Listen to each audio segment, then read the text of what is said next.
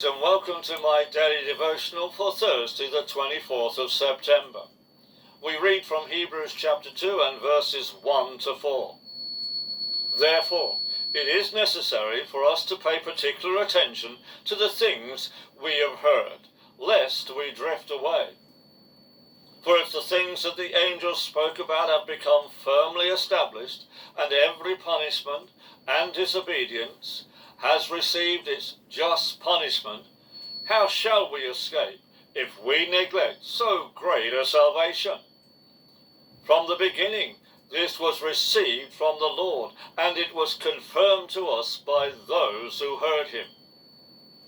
God testified to this by signs and wonders, and by various works of power, and the distribution of gifts by the Holy Spirit, according to his will.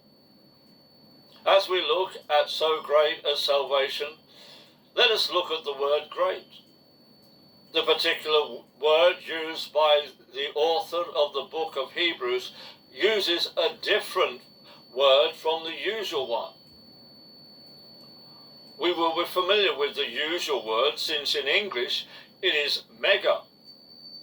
We understand this to mean something that is big and massive.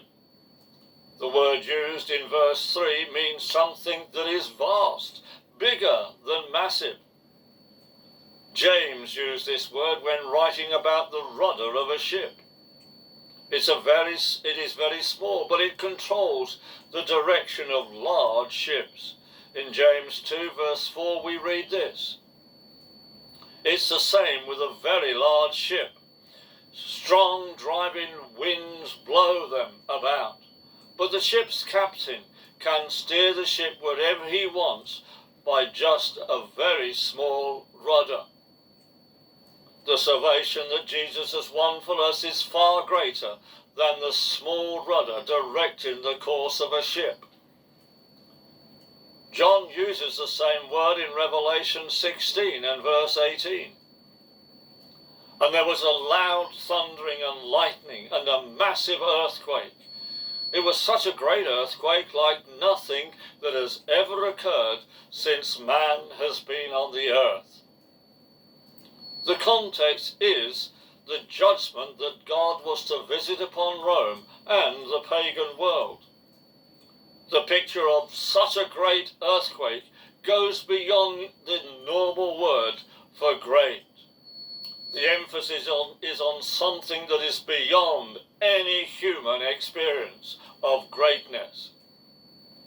It is also interpreted as God's judgment on Satan and his demonic forces, and appears to be part of the wrath of God. By using this word for great, we can see that our salvation is beyond being described by our normal word great. It is beyond anything man can achieve. All our efforts to prolong our life will never be able to prevent the time when God says that he requires our soul. All our efforts to justify ourselves before God will never bring us salvation. The only way is through the supreme greatness of the salvation that Jesus has brought to us. Let us continually give thanks to God for his great salvation in Jesus. Have a blessed day.